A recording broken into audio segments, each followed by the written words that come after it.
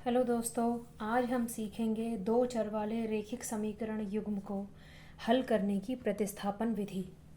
जैसे कि इसके नाम से ही हम समझ पा रहे हैं कि प्रतिस्थापन विधि, तो यहाँ पर प्रतिस्थापन से मतलब है कि दोनों में से एक चर की वैल्यू को दूसरे चर के मान के रूप में प्रतिस्थापित करना। कैसे? मान लीजिए हम समीकरण एक से x की वैल्यू y के पदों में बदलें और दूसरे समीकरण में इस x की जगह वो x का मान y के पदों में यहाँ पर प्रतिस्थापित करें। तो चलिए करके देखते हैं। तो जो भी कार्य हम करते हैं वो हमें साथ के साथ लिखना होता है। तो यहाँ पर हम सबसे पहले समीकरण एक से, तो हम शॉर्ट में लिख रहे हैं कि समीकरण एक से x का मान, तो x का मान यहाँ पर क्या हो जाएगा, x plus y equals to 14। यहाँ पर हमारा समीकरण एक है। तो यहाँ पर हम यदि x का मान लेते हैं तो x बराबर क्या हो जाएगा, 14 यहीं रहेगा और इसके साथ ये जो y है यहाँ पर प्लस में, ये दूसरे बराबर के दूसरी तरफ जाकर ये किसका हो जाएगा, माइनस का y। तो यहाँ पर ये हमारा x का मान हो गया। तो ये हमारा बन गया है x का मान। तो x की वैल्यू आ गई है यहाँ पर 14 माइनस का y। अब ये जो हमारी x की वैल्यू है ये हम समीकरण 2 में यहाँ पर प्रतिस्थापित करेंगे। तो समीकरण 2 में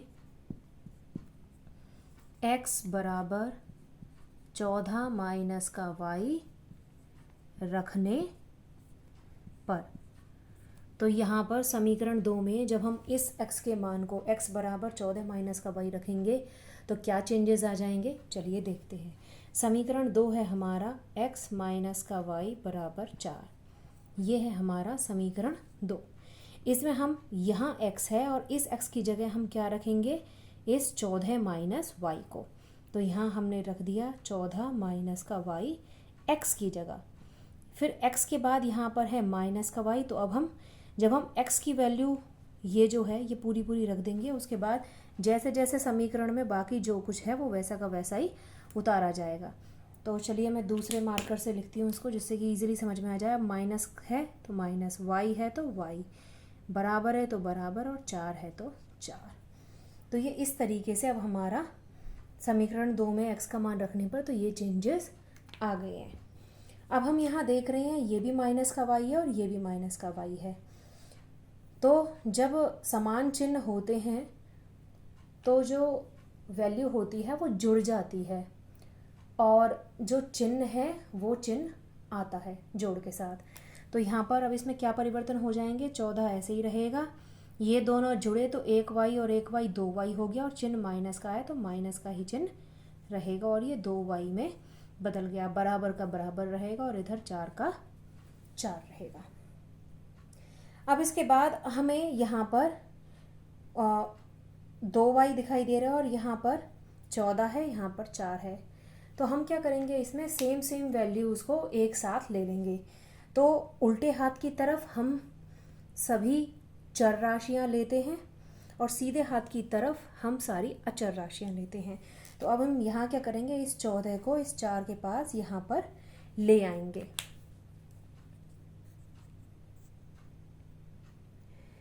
अब हम ने ये क्या किया, ये 2y एज इट इज़ यहीं रहा और बराबर के बाद ये 4 एज इट इज़ रहा। यहाँ पर ये जो 14 था हम इस 4 के पास लेकर आ गए। ये 14 यहाँ पर पॉजिटिव था तो बराबर के दूसरी तरफ जाकर ये माइनस का हो गया और यहाँ पर ये इस तरीके से आ गया। अब हम यहाँ देख रहे हैं यहाँ 4 में से 14 घट रहे हैं, तो अब ये हो जाएगा, ये माइनस का 2y यहाँ उल्टे हाथ पर ऐसे ही रहेगा, बराबर का बराबर, और 4 में से 14 गए तो 10, वो भी माइनस के। जब प्लस और माइनस की संख्याएं होती हैं तो घटाना किया जाता है और बड़ी संख्या में से छोटी संख्या घटकर लिखी जाती है और बड़ी संख्या का ही चिन्ह रहता है। तो यहाँ पर बड़ी संख्या 14 है और उसका चिन्ह माइनस है, इसलिए यहाँ माइनस का 10 आया है। अब यहाँ पर हम देख रहे हैं यहाँ भी माइनस है, यहाँ भी माइनस है, तो ये दोनों माइनस कैंसिल हो जाएंगे। अब यहाँ से जब हम y लेंगे तो यहाँ जो 2 है y के साथ गुणा में वो 10 के बटे में चला जाएगा और y हमारा आ जाएगा 5। 2 का भाग 10 में लगा तो y हमारा यहाँ पर आ गया 5।